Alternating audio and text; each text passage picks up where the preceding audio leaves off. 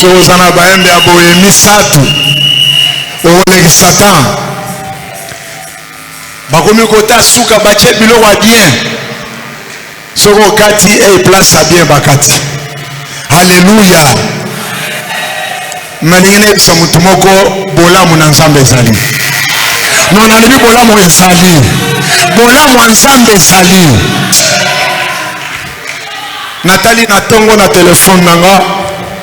Namoni pasteur moko tozalaki na yawa ateya biso atalisa biso makambo na Nzambe ate biso ebele mais akekatisa suki na Afrique du Sud balandie na salon babetie masasi pasteur akufi ngana yo tokendaka pe na ba salon de coiffure tomataka ba moto tosongaka pe na leta kuluna pe amoni yo mais nano akanga yo te. Yebisa moninga bolamu ya Nzambe ezali. Rappelez bolamu ya Nzambe ezali. Ya ezana maladi moko obela. Neto papa Delphin témoigna mbala liboso na okango soki sepen soki nini aw. Bien mais ba maladi muso eza osoka ngo kaka ebimika po mutu wana bela. Mais oyeba kango te. Mais Nzambe asali ke na ba biloko wana yo kufa te, yo kweya te, Nzambe abatela batela o. Na lobi bolamu ya Nzambe ezali. Na songi bolamu ya Nzambe ezali. Est-ce que ça mutu amona bolamu ya Nzambe aw? Est-ce que mutu amoni bolamu ya Nzambe aw? Papa Joël, otelemi na kitunga wana. Omona bolamu ya Nzambe, soit $10, soit $20, soit 10 000, soit 5 000, soit $100. Papa Joël telema wana. Bolamu ya Nzambe. Kotikala kovanda te. Tobandina bato na Nzambe. Bolamu ya Nzambe. Bolamu ya Nzambe. Je vois papa Mathieu a so témoigner. Maman il a témoigné place à papa Mathieu lobi. Basali examen. Ndenge bomoni papa wana asa tuma asa mobimba atali tono na vina ya maladi eza. Ali bien lokola mwana muke. Papa na bondelo bolamu na Nzambe zwaka soki $100, soki $200, soki $1000. Tu peux ça tata na tshana maboko na bolamu ya Nzambe. Soki bolamu ya Nzambe. Soki omona bolamu na Nzambe. Bana ba papa. Soki $100, soki 50, soki $1000, soki 20 000 francs. Pesa bolamu na Nzambe. Nzambe aza bolamu na Nzambe. Omona bolamu na Nzambe. Mutu amona bolamu na Nzambe. Bolamu na mission ya vie na ngai. Frère, pardon, abondelo pardon. Pardon. Bolamu na Nzambe. Yo pe ko na pesa bolamu na Nzambe. Papa to ke bolamu na Nzambe. Ba frère to ke bolamu na Nzambe. Alobi papa asa mwana muke na oyo etalisa te. Maladi eza te. Maladi frère otala ofanda te pusa. Soit 10 000, soit $10, $20, $50, $100. Ya kopesa mpona bolamu na Nzambe. Ba frère otikala ofanda te tele. Ba frère yo na mona bolamu na Nzambe tele oza. Ba mama bolamu na Nzambe. Bolamu na Nzambe.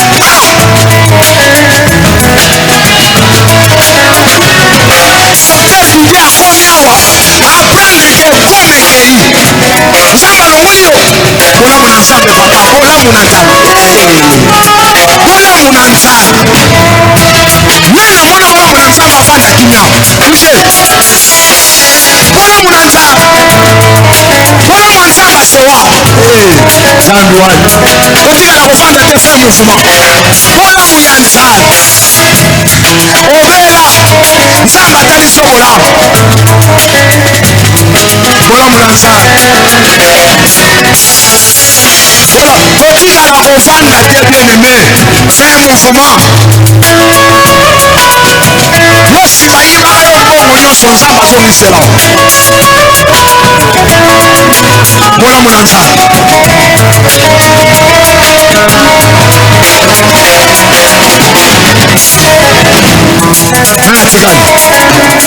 merci papa Baël, merci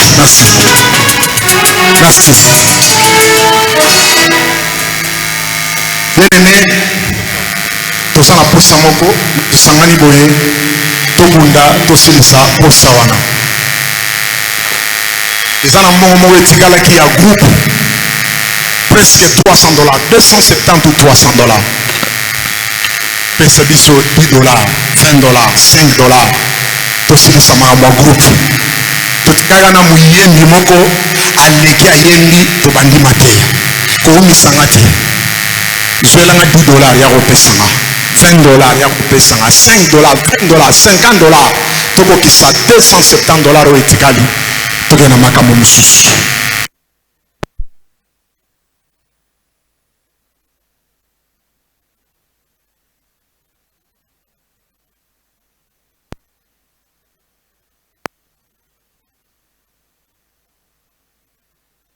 azwi mbongo ezalaki ya mosala moko bakompase bafuti mpe te tobimisa tozongisa mosala esalemo nalobi amen nalobi amen naza na besoin $270 telema na $10 telema na $20 telema na 50 telema na 100 ya kopesanga Nzambe ya mosala oyo akanisa toki Koumi sangate pardon.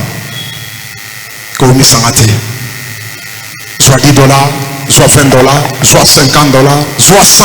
Yakope sangai pour réaliser Mpongoana 270 dollars.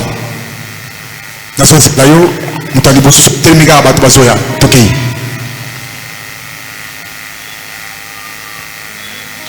Kokanga Mutemate. 10 dollars, 20 dollars, 50 dollars, 100 dollars, Yakope Sabiso. Pour mon andingue à Kozongi Sambongo wana, pour eza musala moko. Ok, Mutaliboso. Ata opesaki. Amaboye bangolu ezebele, bango bafandia. Tout ça, basa bangolu. Tanga bakoloba awa, nsambe o eoka alosam akoyoka yo. Yelanga 20 dollars, 10 dollars, 50. Toko kisa 270 dollars. Sana? Kokanga mutemate pour Sana s'il vous plaît. 10 dollars, 20 dollars, 50, 100. Toko kisa. Montant 270 dollars. Nazo c'est là s'il vous plaît.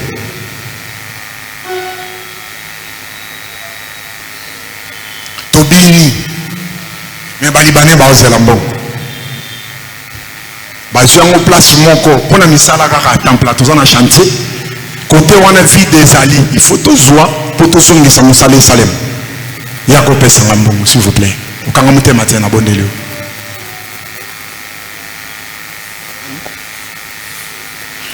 Zamba pambola. Mutami balé tokeni.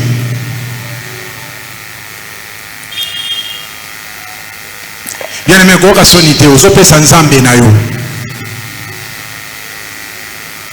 Tu suis déjà 20. Yo peut se manifester. Kokanga mutema teto mondelio.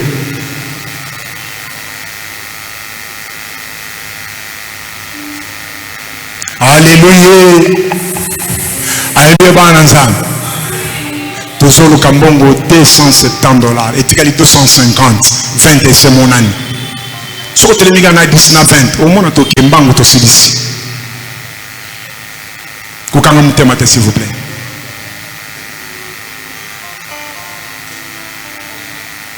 Tokobina tokei après papa Stéwa atika na problème.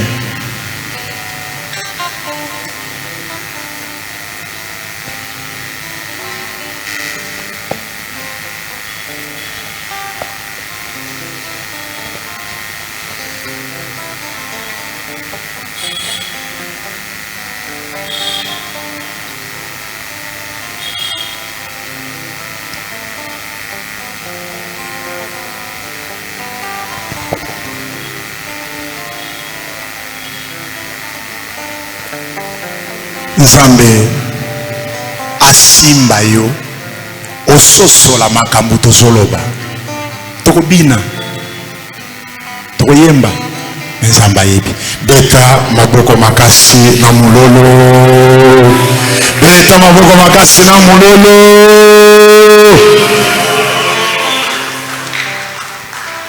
sans plus tarder nakozanga koumela toyoki bayembi tolingi toloka muyembi. Est-ce que ça amen? Nalobi tolingi toloka muyembi moko abana ndako moko aleki moko mwana tobota na komba Saint-Ish Longoli tango azali kotelema na groupe na ye. Est-ce que kobeta maboko makasi? Est-ce que yambelanga Sœur Saint-Ish? Yambelanga Sœur Saint-Ish, yambelanga Sœur Saint-Ish. Beta maboko ozolembisa biso bengela ngai betelanga maboko yambelanga ye. Balembi bolembi bolembi kasi ozoteli Nzambe maboko mpona mosali na ete yaya topesi yo 15 minutes. Jésus. Alléluia. Anayoki yote. Joyeux anniversaire d'abord. Joyeux anniversaire. Est-ce qu'on a encore mololo ya 11e anniversaire? Nayoka bikelekele bikunduila.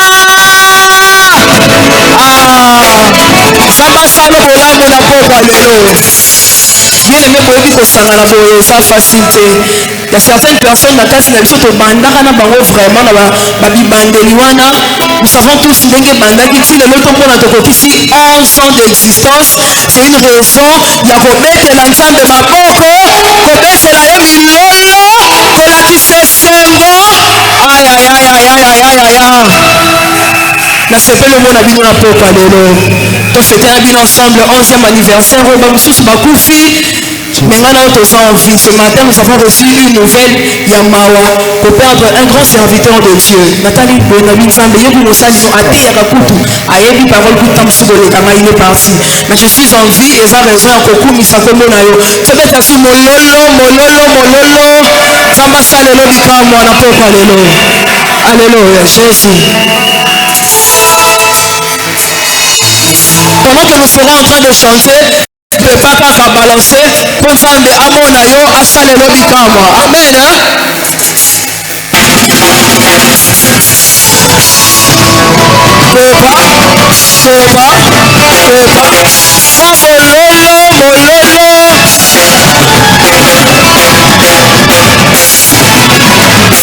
Obikisi ya mabonzo nyonso liboso nzambe na ngai ya tongo ya mokili kombo na ye yesu kristo ye asala makambo akotangwa elobela mokili asala lolenge moko lololo moya toyembela yesu balose balose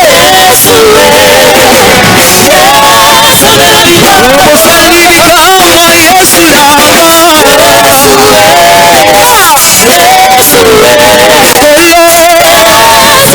nanga ayusa lisusu mololo mololo mololo mololo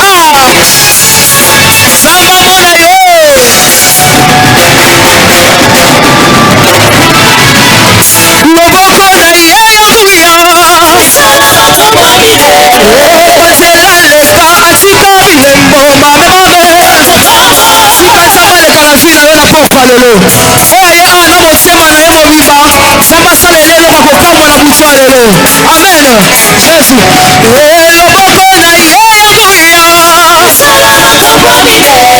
panzela leka atika bilembo mamemabe moso moko na bibilia abuta mongo fufi biso kasi akuta lokolo mpelo jesu kozwa loito oya toyembela yesu eva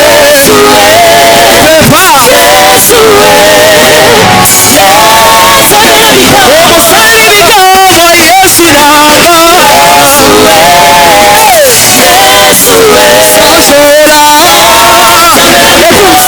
nanga asalaka ya kokamwisa asalaka na ntango na ye asalaka ya kokamwisa ye nzambe na bikamwa asalaka ntango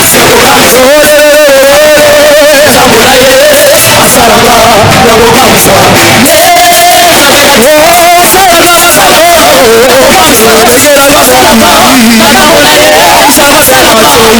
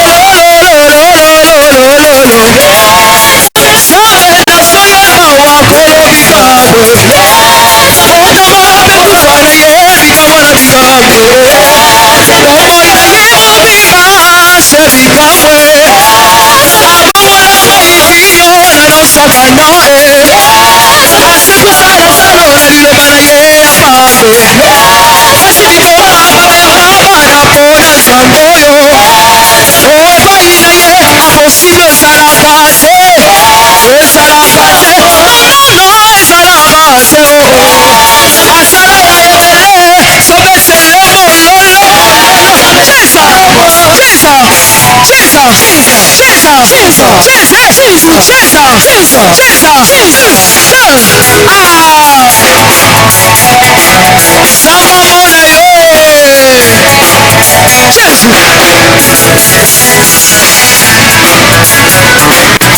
asalelo bikamwa na pokwa lelo asalelo eloko oluka pendant des années ai eske okomakisa mololo bana nanu joyeux anniversaire nazoyoka yo te joyeux anniversaire eva nzambe abongi tobinela ye jésus tokamwa mololo il est le roi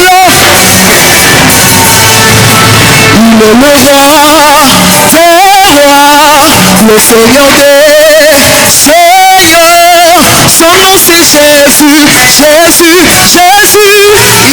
le roi des rois, il s'appelle Jésus,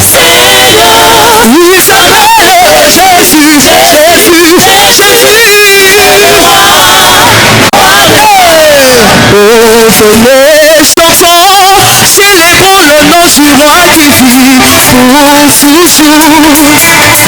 Que les chansons célébrons le nom du roi qui vit pour toujours. Célébrons Jésus.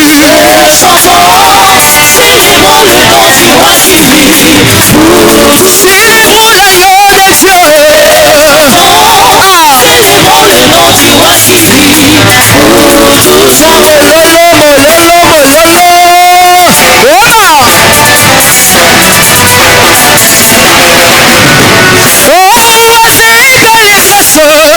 Élevons le nom de celui qui vit à jamais. Et sauvé Kamolololo, entre l'eau se porte avec son nom. Puis le soir, venez. Célébrons le nom du roi qui vit. Célébrons l'agneau des cieux.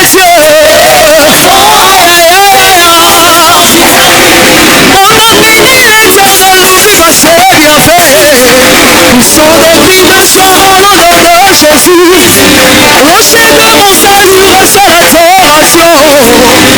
Mon ami, mon appui, mon bouclier, en lui je trouve la vie et ma forteresse.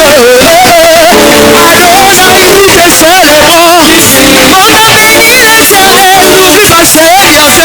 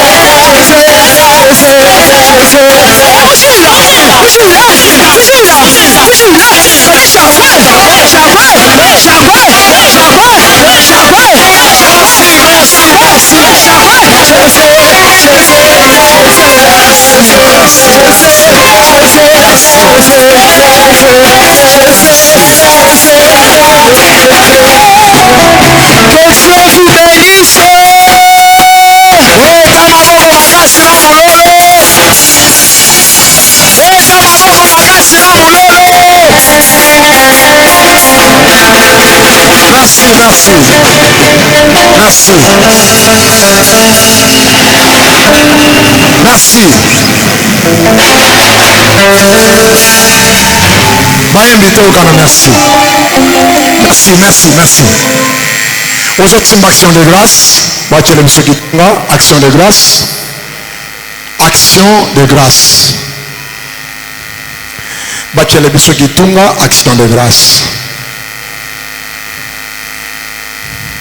Action de grâce.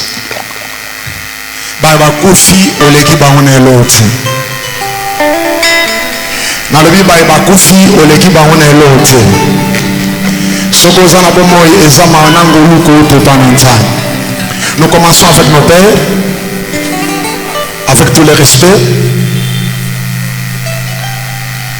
Après, papa, basai nanzambe eza papa na bilenge mibali. Tolanda na ndenge wana. Eza musique ezwa déjà esika.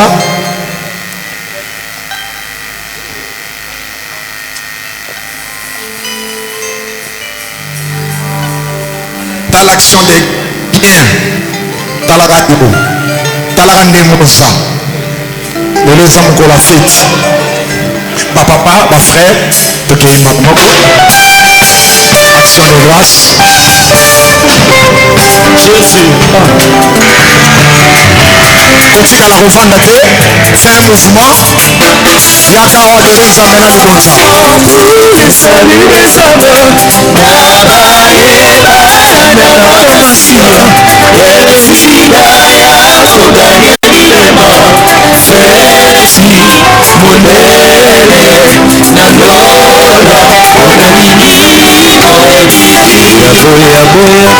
Topasa sango malamu nkolo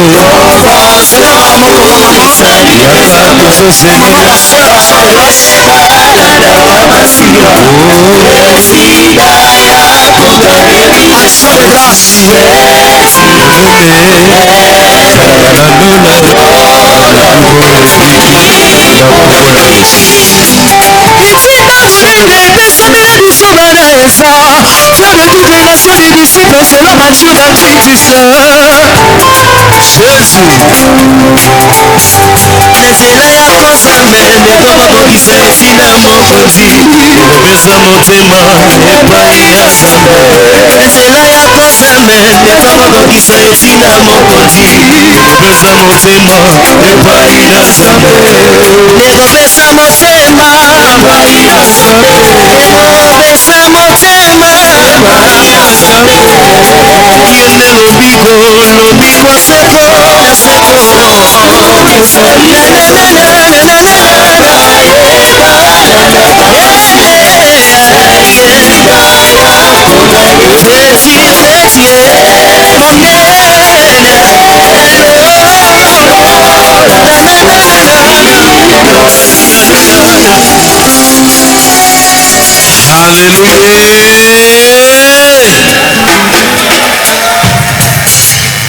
Mayokite, alléluia. Lola ya Nzambe pambola yo. Nzambe ya Esa azala Nzambe na yo.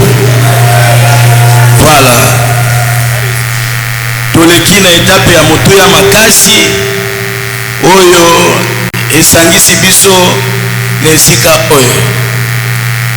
tosangani awa mpona liloba na Nzambe. Haleluya. Eloba na Nzambe esengeli eteyama milimo na bato ebika lola ya Nzambe ezala ya kosepela. Amen.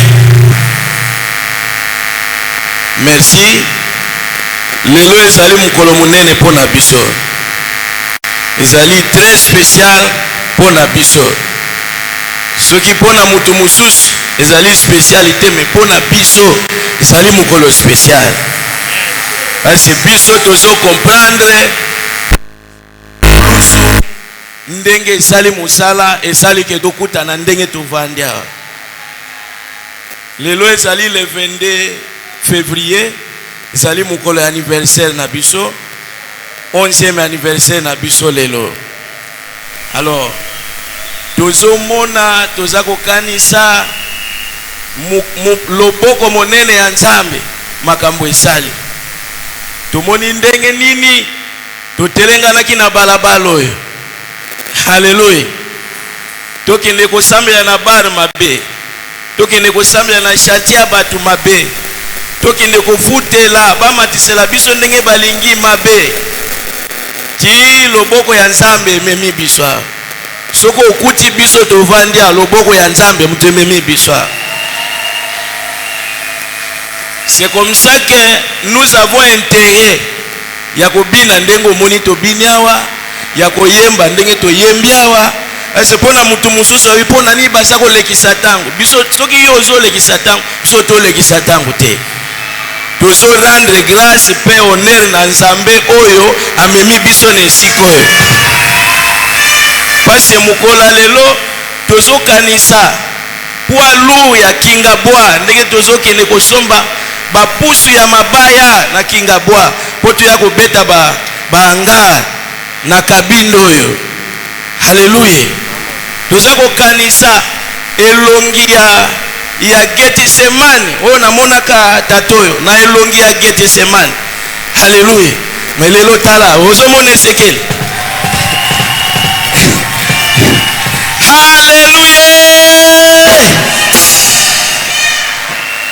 Elongi ya Getsemane ezlimwe. Haleluya. Mabondeli se mabondeli. Yango nde omoni mukola lelo ba mususu bazobina balongoli vese akangi na luketu bazobina yozo mes balose biso tango biso tolekisa tango te. Toyebi makambo tozosala.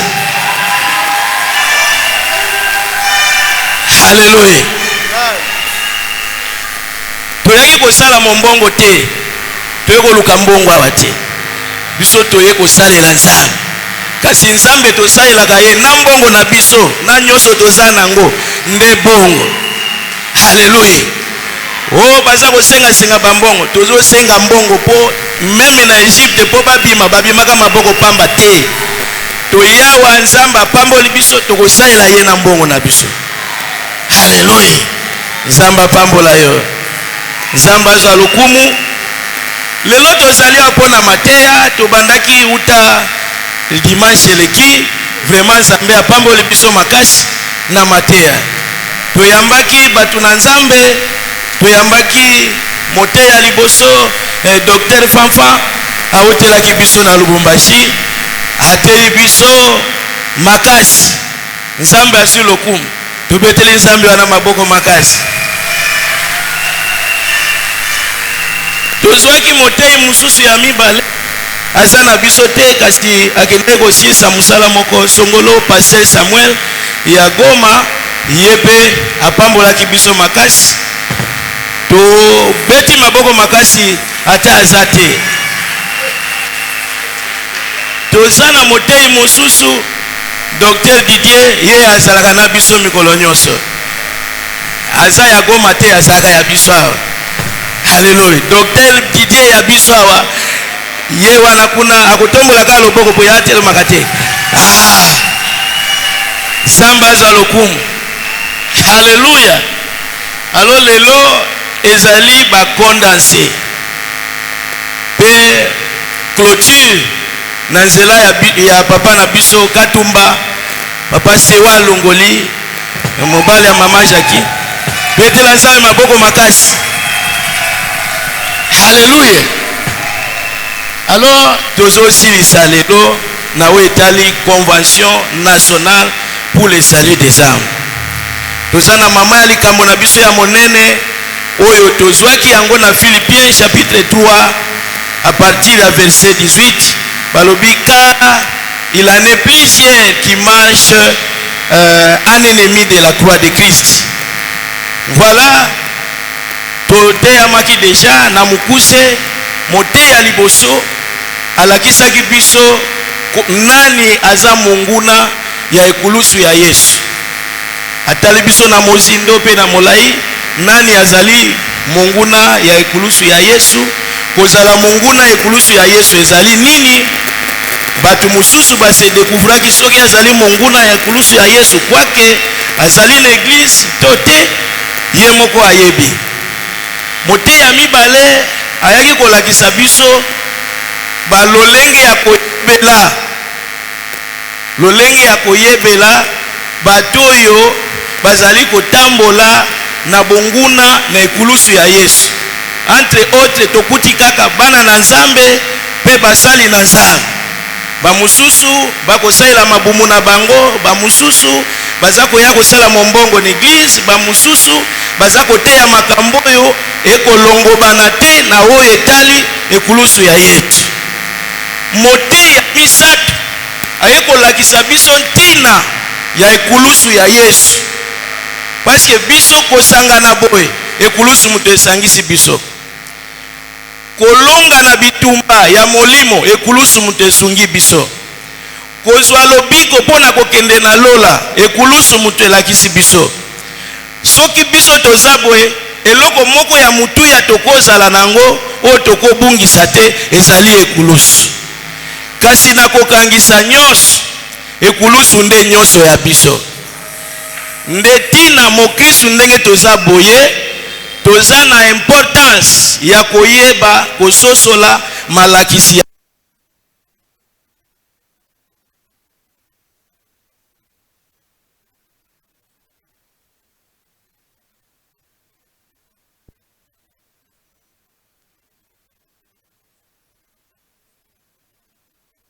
biso kokangola biso na masumu.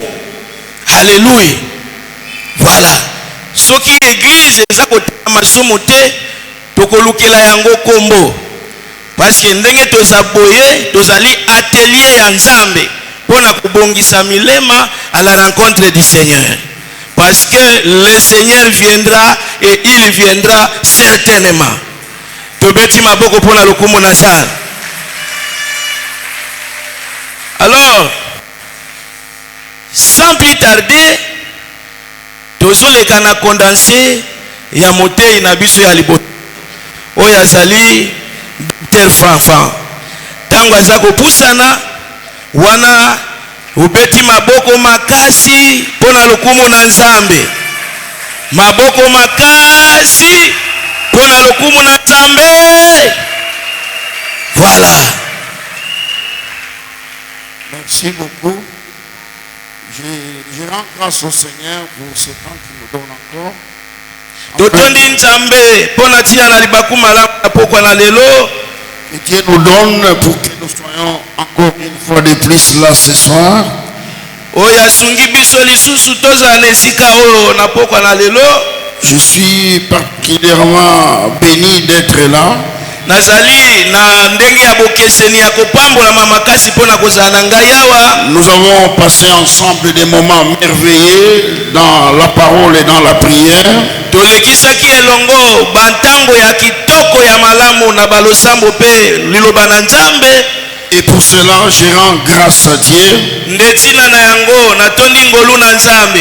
Et je voudrais dire aussi merci à l'homme de Dieu, l'évangéliste Stewart, l'ange de la maison. Matondi lisusu na mwanjelu ya ndako yo pasteur évangéliste Stewart Longoli, qui nous a donné l'occasion de nous mettre du haut de ce pressoir. apesaki biso libaku ya kozala likolo na etumbelo oyo. Je voudrais dire aussi merci à tous les hommes de Dieu qui sont avec lui. tokotonda pe nzambe na bato na nzambe nyonso oyo baza elongo na ye qui nous ont laissé ce prêchoir pendant tous ces jours que nous avons été là. batikelaki biso etumbelo oyo na mikolo nyonso kile esika oyo. Et que la gloire revienne au Seigneur. tika ete nkembo ezongela nkolo yawe. Amen. Amen. Amen, amen. Amen. Je voudrais vous rassurer que le peu de temps que j'ai eu à faire en ces lieux, na ntango moke nasalaki na oyo esika. je voudrais vous rassurer que je vous aime beaucoup. nalingai kosukisa bino te nalingi bino mingi. Aujourd'hui, nous sommes en train de clôturer lelo toza na kati na kosukisa. et que Dieu voulant, nzambe soki asepeli je serai obligé de rentrer à Lubumbashi. nakozala na etindi ya kozonga na mboka Lubumbashi. Élevé de mon cœur, ce que Dieu nous fasse grâce. posa ya motema na ngai ezali ete nzambe asala biso Si ngolu. prochainement nous ne nous voyons pas ici sur la terre, soki na mikolo eza koya tokutani na mabele que awa nous te puissions nous rencontrer au ciel. tika ete tokutana na lola. Dis-moi un amen, que Dieu te bénisse. Amen. Et donc, j'ai eu la chance d'être facilité la tâche par la synthèse que notre frère a fait. nasungami na mokuse ya lolenge ndeko na biso ya mobali apesi. Et que je ne vais pas revenir sur tout ce que nous avons dit, nakozongela te likolo na nyonso tolobaki.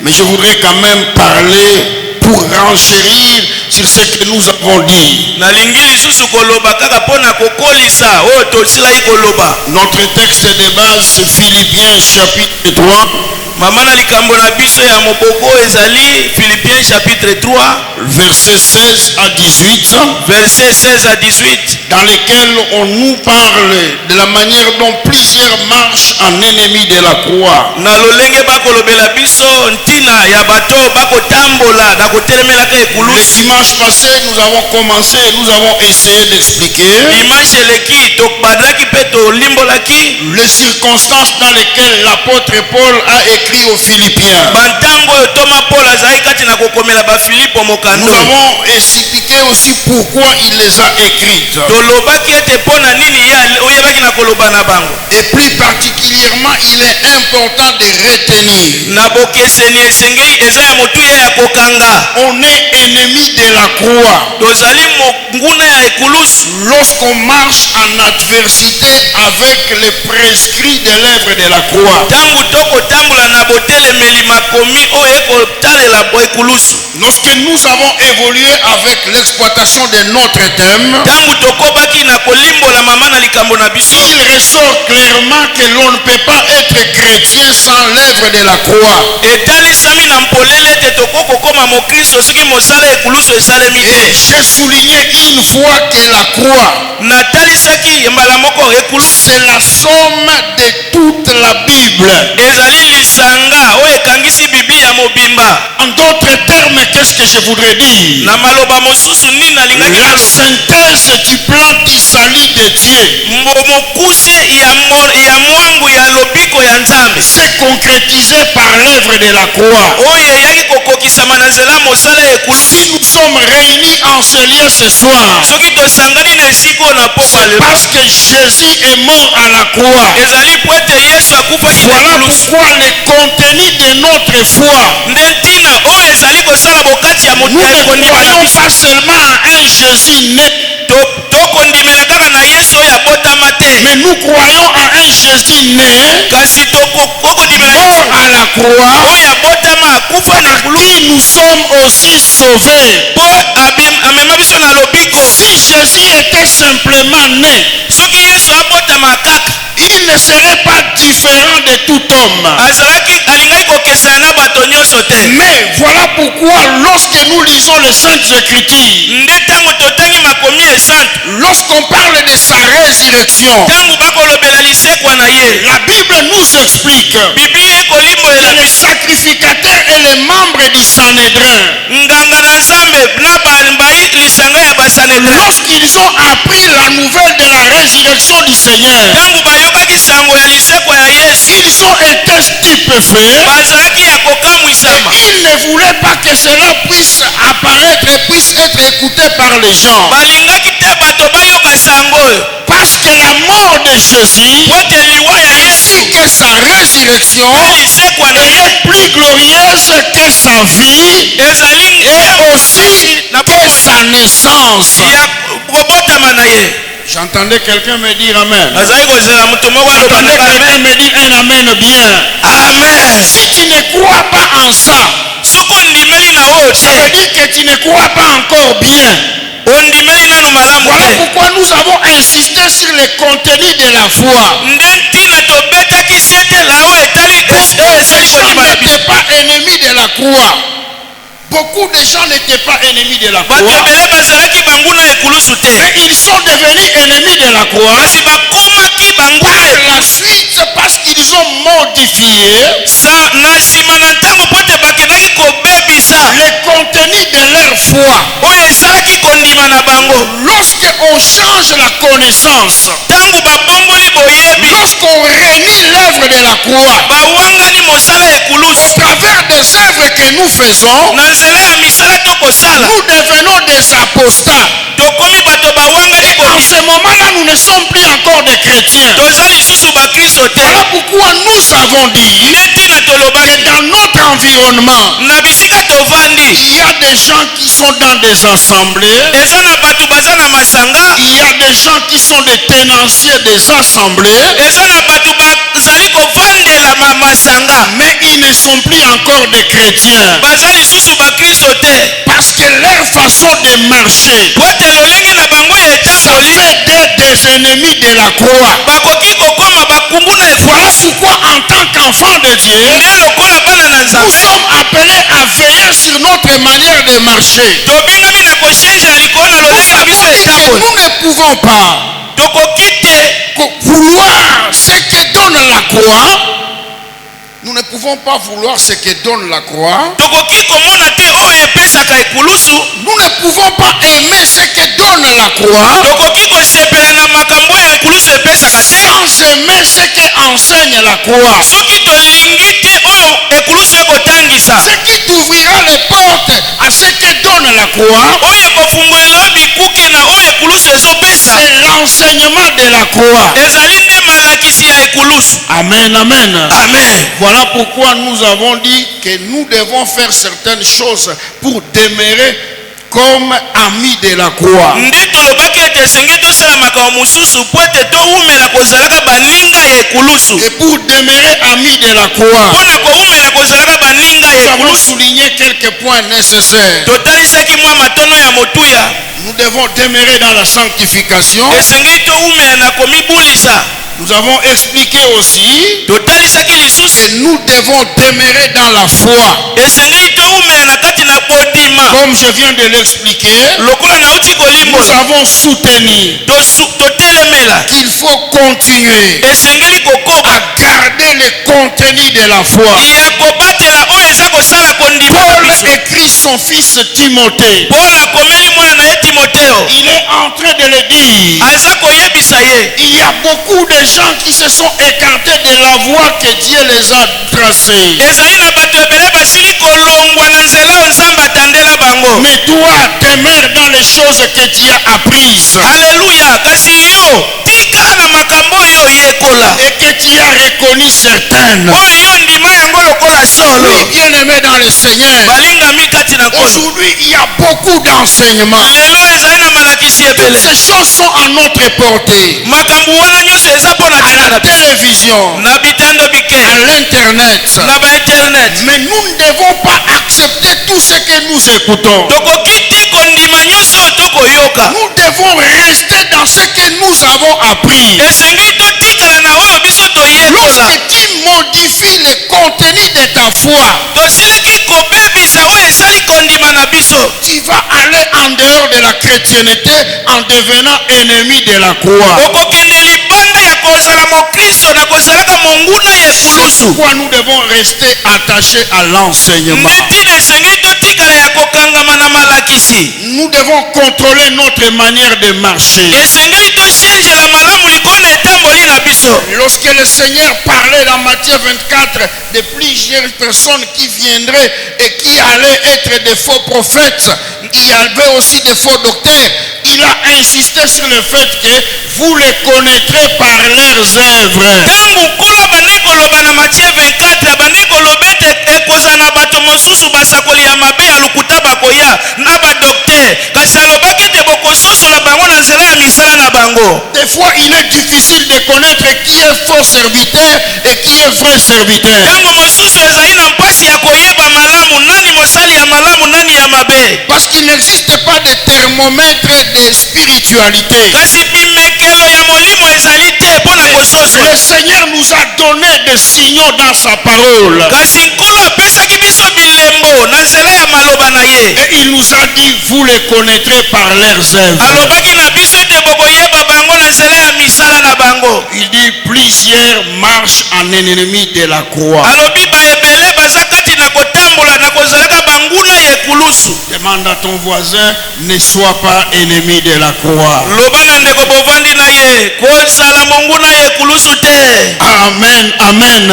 amen. Voilà, si nous parlons de ces choses, soki tokolobela makambo c'est parce que nous avons souligné po ete tobetaki sete être ennemi de la croix, ete kozala monguna c'est ya se ekulusu faire directement ennemi de Dieu. okomi mbala moko monguna ya nzambe. Tu ne peux pas être ennemi de la croix okoki kozala monguna ya ekulusu te et chercher à avoir des choses de la part de Dieu kasi koluka kozwa biloko kouta na et nzambe espérer avoir la vie éternelle. mpe kolikia kozwa bomoi ya Parce seko. que lorsque tu es ennemi de la croix, ntango yo oza monguna ya tu es ekulusu automatiquement ennemi de Dieu. oza mbala moko monguna ya Et nzambe. ta place, c'est en enfer. esika na yo ezali nde lifelo Parce que Dieu, po ete nzambe s'est concentré sur la croix. nzambe asangisaki makasi na ye nyonso likolo na Au ekulusu. commencement de toutes choses, nango nde ebandeli ya makambo nyonso. Dieu savait comment ça allait finir. nzambe ayebaki lolenge kani ekosukela Parce que Dieu connaît la fin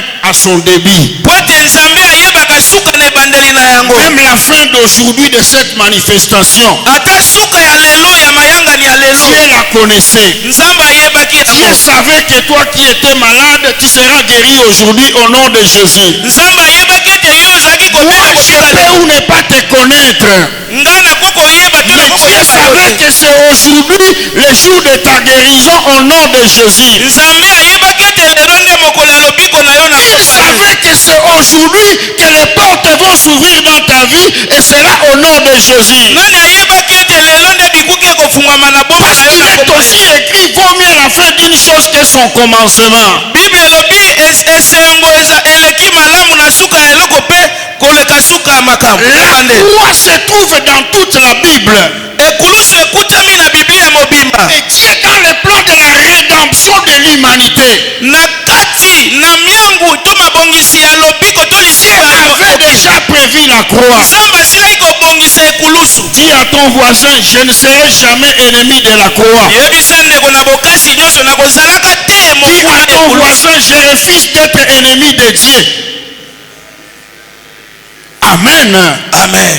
Dans Genèse, déjà au commencement, na ebandeli na genèse la Bible nous montre comment Dieu avait réservé le plan de la rédemption. nzambe atalisi na nzela ya biblia lolenge kani nzambe abongisaki Lorsque miango ya vous lisez lisiko. le livre de Genèse au chapitre 3, ntango otangi genèse chapitre 3 Dieu avait mentionné là-bas déjà le plan de l'œuvre de la croix. nzambe asilaki kotalisa molongo lolenge kosalema mwangu ya mosala Lorsque ekulusu. Adam et Ève avaient péché, ntango adama na eva basumukaki la Bible nous dit que Dieu a parlé au serpent.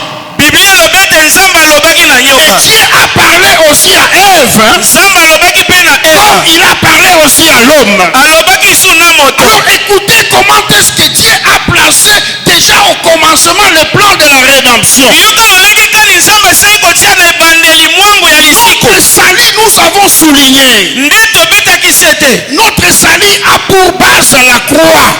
lobiko na biso eza na evandelo to moboko nango ekulusu. Les efforts de Dieu de racheter l'humanité makasi na nzambe ya kosikola mokili ont échoué avant l'œuvre de la croix. ekakema na nzela ya mosala ekulusu. Et c'est l'œuvre de la croix qui est venue mosala ekulusu nde eyaki concrétiser le plan de la rédemption de Dieu. kokokisa mwango ya lisiko ya Je nzambe suis venu te rassurer ce soir. naye kosungiswa na pokwa Tu es sauvé par la croix de Jésus. obikisami nde na nzela ya ekulusu ya Tout yesu chrétien doit aimer la croix. nde bato nyonso balinga Je souligne en semaine, ne soyons pas comme ces gens-là. tozala lokola bato Pour oyo autrefois, on haïssait la croix. bato bademo bayisa Sans la croix, il n'y a pas de chrétienté. soki bo ekulusu eza te bokristo Dieu eza va te parler au serpent. nzambe akoloba na Il nyoka lui dira, tu marcheras par ton ventre.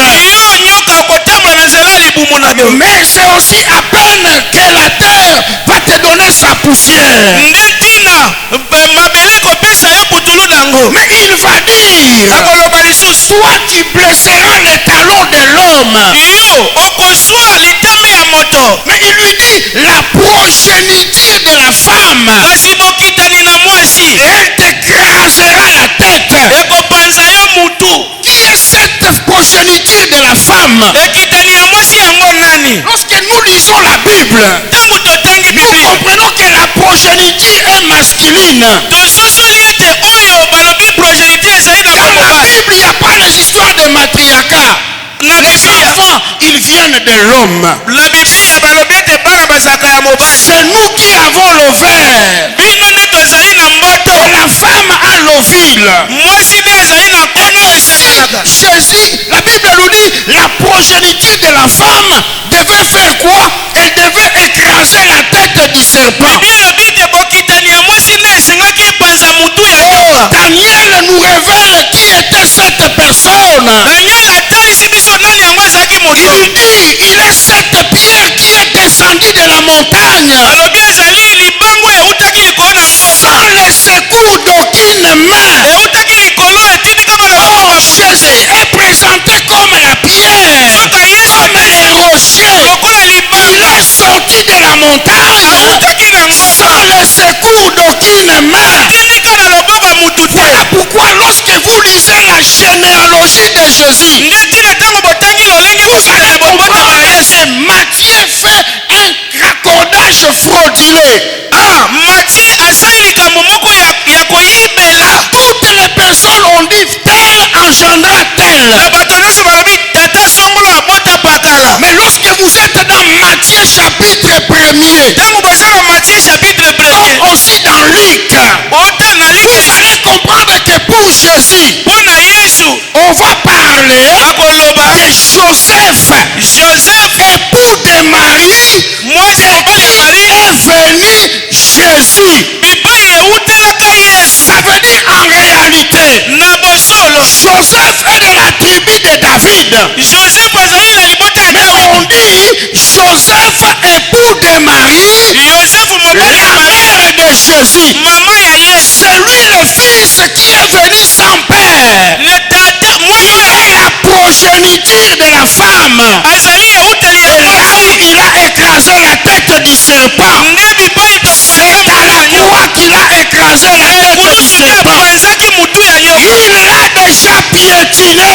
asi anyata ye Parce que c'est là que tout a été accompli. kuna nde nyonso esukisama Lorsque je suis en train de marcher aujourd'hui, ntango nazotambola je lelo n'ai plus à marcher tête basse. nakotambola na Parce que la solo tête du serpent a déjà été écrasée. mutu ya nyoka basi Je suis en train de marcher kati na dans la victoire. kati na Oh, eloko Paul dit, Paul alobi je ne combats plus pour la victoire, mais je combats dans la victoire. kati na Tu eloko es dans la victoire. oza na kati na Je dis, elonga tu es dans la victoire. oza kati na Tu as elonga déjà vaincu. osili Tu kolonga n'es plus encore en dessous. oza na se na Tu es déjà au-dessus. oza likolo Tu es en train de marcher. oza kati na Et tu marches dans la victoire. oyo kotambola La sorcellerie de ta famille ne peut rien. kindoki La ya sorcellerie du quartier ne peut rien. kindoki ya quartier Les collègues francs-maçons ne peuvent rien. formation Les bakosala collègues magiciens ne peuvent rien. magicien bakosala Ils eloko vont te te jeter des choses. Ça ne te fera rien.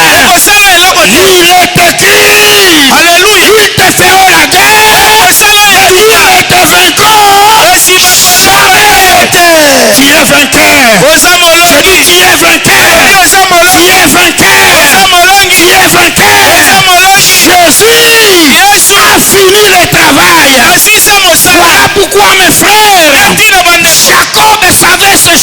Jacob ayeba C'est makambo. pourquoi lorsqu'il est arrivé en Égypte, Ntango akomaki na avant Ejipito, qu'il ne puisse mourir, yambo akufa. il savait Ayebaki que Joseph, son fils, Joseph mwana na ye avait enfanté awuya bota des enfants bana avec une femme na de la mwasi lignée de la sorcellerie. oyo euta na Mais boto. lorsqu'il a pris les enfants, Ntango azwaki il bana devait les délivrer esengeli de kangola la servitude de la sorcellerie. na bowumbu ya bondoki. Ephraïm et Manassé, Efraim na Manase. Jacob savait Jacob sans ayebaki l'œuvre de la croix, bozanga ces enfants-là bana oyo allaient souffrir par la suite. yokwama na Voilà pourquoi quand il les prend, ntango azwi bango il va mettre les mains comme ça. akosia maboko On va lui dire, mpona koloba c'est celui-ci le grand, oyo nde c'est yaya Manassé le grand. Manase nde Et yaya la main droite, ya maboko ya il va mobali dire non, te la croix va les sauver. ekulusu La ekobikisa croix ekulusu va les sauver. ekobikisa Sans la croix, soki ekulusu ils eza ne peuvent pas être sauvés. ekobikisaka te Jacob,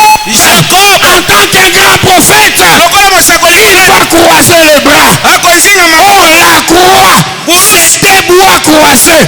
On prend un bois, on met sur l'autre, batie parce que c'est la croix. C'est là que nous avons été sauvés. C'est là que nous avons été guéris. C'est là que tu as été délivré. C'est là qu'il y a le miracle dans ta vie. Jacob. Oh, j'aime bien Jacob. alingi mingi Il Jacob savait ces choses. ayebaka Voilà, makambo même lorsqu'on voulait l'enterrer, ntango balingaki kokunda ye il va dire à Joseph, akoyebisa Joseph ne m'enterrez pas dans ce pays. kokundanga na mboka oyo te Oh, mais je vais mourir. nalingi kokufa Mais ne m'enterrez pas kasi ici. kokundanga yawa te Si Dieu va vous visiter, soki nzambe atali Dieu va manifester un agneau. Et quand l'agneau sera manifesté, ntango anya kotalisa vous allez dans notre pays. bokokende na mboka na biso Maintenant, moi, je vais mourir ici. nalingi kokufa Ne m'enterrez pas ici. kasi kokundanga yawa Il ne te voulait pas être enterré là où il n'y a pas la terre promise. alingaki Il ne voulait pas être enterré esengeli kokunda avant qu'il ne touche les promesses. yambo basimba bilaka J'aimerais dire à quelqu'un que tu ne seras pas enterré bakokunda yo te avant que tu ne touches les promesses. wana nano osimba Avant que bilaka tu ne te touches le pays de ta promesse. yambo yo osimba Tu ne seras pas enterré bakokunda yo en dehors des pays de la promesse. banda ya mboka Tu ne seras pas enterré avant de saisir ce que Dieu t'a réservé. yambo ya kosimba oyo nzambe En ça, akosala donne-moi un amen bien. halleluya Toi, en ça, donne-moi un amen très bien. amen Je suis en train de prophétiser sur toi. nazosakola likolo 2026 ne 2026 te verra pas mourir. halleluya Parce que tu as des choses à faire avec Dieu. ozala makambo Je me concentre du haut de cette chaîne. Et je lève ma main droite. Je prophétise sur ta vie. nasakoli Que le sorcier soit méchant ou pas. ndoki ya 2026 ne verra pas ta mort. akomona Ne liwa na yo verra te pas ta mort. akomona liwa Tu na as yo un te chemin à faire avec Dieu. ozala makambo Tu ekosala as une route à faire avec Dieu. ozala makambo osalisa Avant que toi tu n'entres dans la promesse, la mort ne te verra pas. liwa La ekokanga yo mort ne te te verra liwa pas. ekomona yo La te mort ne te verra pas. la mort La mort ne te verra pas. liwa ekomona yo te Jésus est vivant. yesu aza Il a molimo fini le travail. asilisi Toi, tu kosala ne vas pas rester okotikala en Égypte. na egypte te okotikala na egypte te okokufa yambo ya kosimba bilaka te liwa ekomona yo te mpo tozala makambo ya kosala na nzambe Tala ba amen na bango. amen Si tu étais prophétique, tu allais me donner un amen bien. pesa amen na Si tu makasi étais prophétique, tu allais te lever et bouger un peu. koninga na moke Parce que c'est toi qui vas vivre. mpona Tu koya n'es pas appelé à mourir. Alléluia. Tu n'es pas appelé à rester comme ça. yes Oh, toi tu vas vivre. Toi tu vas vivre. Alléluia. Autant que Jésus vit, tu vivras aussi. ndenge yesu aza Amen. amen Amen. Jacob, jacob c'est le seul qu'on a pleuré. ezaka moko On balela a pleuré dans le pays d'Égypte. balela na mboka ya ejipito On a aussi pleuré à Cana. balela ye mpe na kana Un cadavre qui a eu deux deuils. ebembe moko ezwa bamatanga mibale Et on l'a pleuré au pays d'Égypte, balela ye na mboka na Ejipito, on l'a aussi pleuré au pays de Canaan. baleli ye mpe na mboka na Kana. Cela typifie la croix de Jésus. ekotelisa ekulusu ya La Yesu. mort de Jésus, liwa ya Yesu elle a unifié deux peuples. esangisa mabota Nous mibale. qui étions autrefois appelés les païens, biso babengaka na et la nation de Dieu qu'on appelait les Juifs, libota ya Nzambe benga nous bayuda. tous nous avons pleuré Jésus. biso nyonso tolela À Yesu cause de l'œuvre de la croix, mpona mosala nous ekulusu. sommes devenus un. tokoma moko Nous avons eu des deuils, tozala matata bien que mibale. c'était un seul cadavre. Jésus, Yes. il a fini le travail. asilisa mosala. Amen, amen. Amen. Amen, amen. Amen. Je voudrais terminer mon message nalingi kosilisa en sango na te nga. disant une chose. nakolobela ko La likamoko. croix, c'est la sommité de la chrétienté. ekulusu nde songe ya La kristo. spiritualité chrétienne est ancrée dans l'œuvre de la croix. La spiritualité chrétienne est ancrée dans l'œuvre de la croix. bomolimo to makasi ya bomolimo ya bokristo ebondisami nde na kati na mosala ya ekulusu. Voilà pourquoi lorsque tu dis la Bible, nde ntina ntango botanga biblia on me dit un jour le fils des prophètes, balobelinga mokolo moko bana na basakoli ils étaient en train de couper l'arbre. bazalaki na kati ya kokata banzete yoka Couper l'arbre. bakokata nzete Il y avait une rivière à côté. ezalaki na mwa rivière pembeni. Et la cognée a glissé, elle est tombée dans la rivière. kisengele ekwei na kati ya mai. Ce qui m'étonne, c'est que les fils des prophètes, avec toute l'onction prophétique, sont allés chercher Élisée. bana na basakoli na epakwa nyonso ya bosakoli bake koluka mosakoli Elisha À cause seulement de la cognée. mpo na ntina na epasola. Ils disaient, oh non, on a demandé ça. kasi Ils ont demandé ça. todefaki ya bato Et ils ont appelé Élisée babengi Elisha pour que Élisée récupère la cognée. ete Elisha azwa epasolo. Qu'est-ce que Élisée, le prophète, a à faire avec la cognée? nini Elisha mosakoli akosala na epasolo? Cette cognée n'était pas une cognée normale. ezalaki epasola ya malamu te, C'était une cognée prophétique. ezalaki ya lisakoli, Cette cognée symbolisait la loi. ezalaki kotalisa mobeko. Et la Bible me dit ceci. biblia eyebisinga boye Élisée va dire, cherchez-moi un bois. Elisha akoloba ete lukelanga eteni ya Et la nzete. Bible dit, il va prendre le morceau de bois. biblia elobi ete bakozwa eteni ya Il nzete va jeter à la rivière. bakobwaka na mai. Et la cognée qui pesait, qui était en dessous, qui avait suivi la loi de la pesanteur, va remonter à cause du bois.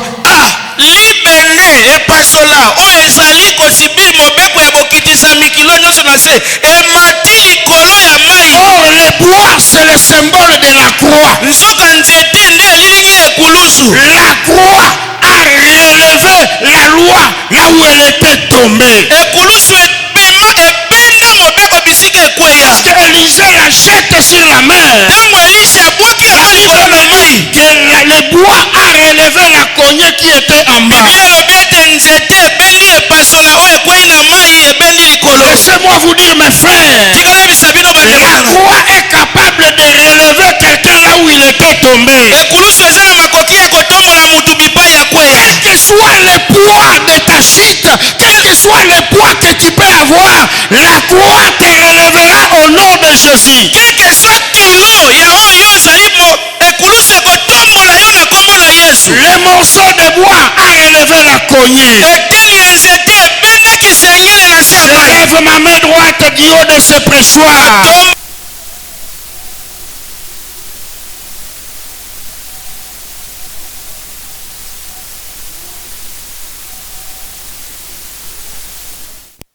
Pour se relever là où tu étais tombé. etelemisa yo Profondeur là où tu étais ancré. bipai yo ozalisa Chèque dont tu étais ancré. bisika Et oyo la croix de Jésus ekulusu ya Yesu relevé et sera au nom de Jésus. na kombo na Yesu. Est-ce que tu me donnes une amen bien? amen. Lorsque la croix te relève, ekulusu etombola yo relève au nom de Jésus. ebenda yo na kombo na Yesu. Relève au nom de Jésus. ebenda yo na kombo na Et Yesu. le Seigneur bénisse sa parole. mpona popola liloba na Yesu. Que ce soit relevé tombolama na pokwa au lelo nom de Jésus. kombo na Yesu. Amen. amen. Amen. amen. Mon Dieu te relève au nom de de Jésus. nzambe na nga telemiso lisusu na kombo Que na ces yesu dieux que je sers te relèvent au nom de Jésus. nzambe nakosalela tombola yo na kombo ya yesu Tes faiblesses soient relevées au nom de Jésus. oteu na yo etelemisama na kombo na La yesu foi est capable de le faire. nzete eza na makoki ya kosalela Je ne yango connais pas ton problème à toi, nayebi likambo na yo te mais je sais que je sers un Dieu vivant. nayebi ete nzambe nazosalela aza na bomoi Je prie que ce soir, nazambi ete na pokwa que ce Dieu te soit favorable. haleluya lola esepela na yo Nom de na Jésus-Christ. kombo na yesu kristo Mets-toi debout, nous allons prier un peu le Seigneur. telema likolo tokosambela C'est nkolo Jésus dont je te parle, il est là. yesu nakolobela yo azali awa Et je crois que tu le sens qu'il est là. nayebi ete okoyoka ye aza awa Si tu le sens, lève ta main droite. soki ozoyoka ye Si tu le sens, lève ta main droite. loboko na mobali likolo Commence à dire merci Jésus. merci nkolo yesu Commence à dire merci Seigneur. nakoloba merci nkolo Est-ce que tu peux fermer tes yeux là où tu es? oki kofukanga miso na yo Commence à prier le Seigneur. banda kosambela nzambe Dis Seigneur, fais-moi grâce. nzambe esalanga Laisse ngolu que ta croix me relève. ete ekulusu na yo Laisse que ta etelemisa croix me remonte. ekulusu na yo matisa Là où pas je t'ai descendu. esika nakitaki Que ta croix me relève. ekulusu etelemisanga Prie bien au nom de Jésus. sambela nzambe na kombo ya yesu Prie bien au nom de Jésus. sambela nzambe na kombo ya Prie yesu bien au nom de Jésus. sambela nzambe na kombo ya yesu Que la croix de Jésus te relève. ekulusu na yesu etombola La lisusu croix de Jésus te remonte. ekulusu na yesu ematisa yo ekulusu na yesu etombola yo bipai okweyaki bipai oeshuwaki ekulusu na yo elongisa yo bipai banyataki yo ekulusu na yo etombola yo lisusu bipai okokaki kotelema lisusu te ekulusu na yesu esimba yo etelemisa yo au nom de jésus ekulusu na yesu etombola yo emema likolo bisika okokaki komata lisusu te ekulusu na yesu esimba yo eye kotala yo na pokwa lelo epusana bipai yo ozali na kombo na yesu na bolembu na yo na boteu na yo bisika okakema yawe ekulusu na yesu ekulusu na yesu masiya eye bisika oza etombola yo etelemisa yo esalela bikamwa bisika osukaki makoki esili lelo ekulusu na yesu eza koya kobanda na yo kaka esika osukaki wana ekulusu ya yesu ezobanda na yo kaka esika okobaki ekulusu na yesu ezokende lisusu liboso makasi esika okweyaki kaka wana azoya kolokota yo azomatisa yo azokende no esu mosika esika liwa ezalaki azoya kopesa bomoi. Je ne connais pas ton problème, nayebi likambo na yo te mais je sais qu'il est là. nayebi ete aza awa Est-ce que tu peux lever tes mains en l'air? okotombola maboko no likolo Le Dieu de merveille est là.